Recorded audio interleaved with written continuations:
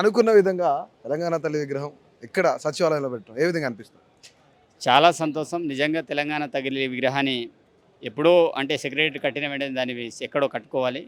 ఇక్కడ కట్టుకుంటారా ఇంకెక్కడ కట్టుకుంటారు కానీ తెలంగాణ ఇచ్చిన విగ్రహాన్ని మన విగ్రహాన్ని కట్టపోవడం చాలా బాధాకరమైన విషయం. మరి గౌరవ ముఖ్యమంత్రి రేవంత్ రెడ్డి గారు తప్పకుండా తెలంగాణ తరగతి విగ్రహాన్ని ఏర్పాటు చేయాలని జూన్ 2న ఆ రోజుల్లో మాట్లాడడం అనేది జరిగింది. వారు మా ఇచ్చిన మాట ప్రకారం ఈరోజు మరి దానికి సంబంధించిన భూమి పూజ కూడా చేయడం అనేది జరిగింది. చాలా హ్యాపీగా అనిపిస్తుంది. తప్పకుండా ఆ యొక్క విగ్రహం ఎప్పుడో కట్టాలి కానీ ఆ 10 సంవత్సరాలు వాళ్ళకు గుర్తు రాలేదు, దాన్ని కట్టలేకపోయారు. దీంతో పాటు పూలే విగ్రహానికి కూడా ఇక్కడ కట్టాలని నిర్మించాలని చెప్పేసి గతంలో కవిత కూడా వ్యాఖ్యలు చేశారు. దానికోసం అనేక మంది ప్రజా సంఘాలను కూడా మేము ఆహ్వానిస్తామని చెప్తా ఉన్నారు. తప్పకుండా పూల విగ్రహం ఏదైతే ఏర్పాటు చేయాలని గతంలో కవిత గారు పెట్టారు కావచ్చు కానీ ఇప్పుడు ఈరోజు ప్రస్తుత పరిస్థితుల్లో గౌరవ ముఖ్యమంత్రి గారు అదేవిధంగా మంత్రివర్గం గారు ఏ నిర్ణయం తీసుకోవాలని వాళ్ళు కూర్చొని ఉమ్మడిగా నిర్ణయాలు తీసుకుంటారు. గతంలో ఏమో వాళ్ళు ఇంటి నిర్ణయాలు ఉండే ఏది చేసుకున్నా కేసీఆర్ చెప్తే అట్లా నడిచేది. కానీ ఇప్పుడు అట్లా కాదు.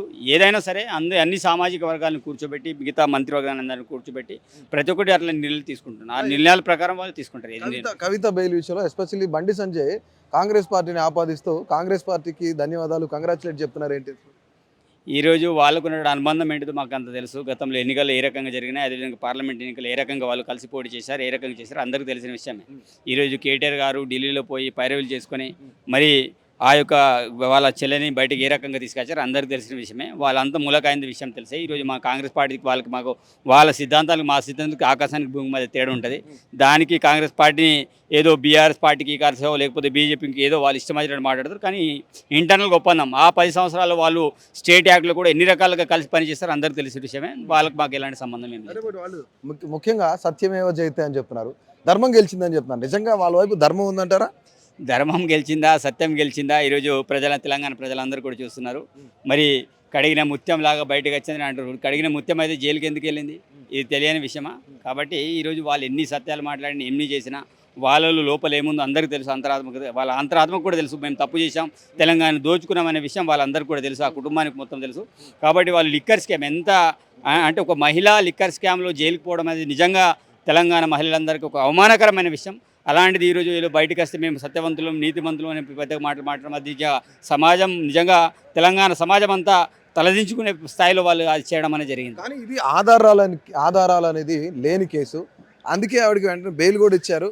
ఆధారాలు ఎక్కడా లేవని చెప్తా ఉన్నారు. అన్న ఒక 160 రోజులు సుమారు 3-4 నెలలు ఆమె జైలు ఉన్నది. ఇమీడియట్లీ బెయిల్ అంటే ఇప్పుడు ఇట్లా పోయి 2 రోజులు బయటకు వస్తే దానికి ఒక లెక్క ఉంటుంది. కానీ ఆమె మీద ఇన్వెస్టిగేషన్ జరిగింది, ఆమె తప్పు చేసింది, ఆమె జైలు జీవితం అనుభవించింది.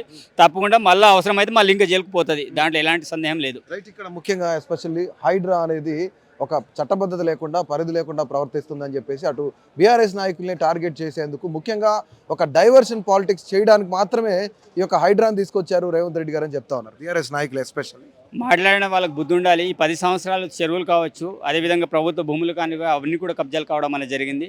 మరి ఇలాంటి క్రమంలో ఈరోజు వాళ్ళని టార్గెట్ చేసి కాదు, ఎవరిని వాళ్ళని టార్గెట్ చేసి ఎవరి భూములు తీసుకోవచ్చు. ఇది హైడ్రా కూల్చివేసింది, ఈరోజు ఎంఐ వాళ్ళే కూల్చివేసింది, అదేవిధంగా ఈరోజు కాంగ్రెస్ వాళ్ళకి సంబంధించిన కూల్చివేశారు, అదేవిధంగా నాగార్జున సంబంధించి కూల్చివేశారు. చాలామంది ఎవరైతే భూముల్ని కబ్జాలు చేశారో, చెరువు భూముల్ని కావచ్చు, నాళాలను కావచ్చు, ఎవరైతే కబ్జా చేశారో ప్రతి ఒక్కరిని కూడా చేస్తున్నారు. దీని దేశం అంతా కూడా స్వాగతించి దేశం నుంచి కూడా రికమెండేషన్ వస్తుంది ఇట్లాంటి హైడ్రా దేశవ్యాప్తంగా వ్యాపించాలని నేను కూడా కోరుకుంటున్నాను. తప్పకుండా ప్రతి జిల్లాలో కూడా ఇట్లాంటి హైడ్రా అనే సిస్టమ్ని ఇంప్లిమెంట్ చేయాలి. తప్పకుండా అట్లాంటి భూ ఆక్రమణలో భరతం పట్టాలి, వాళ్ళందరినీ కూడా జైలు కూడా పంపాల్సిందే.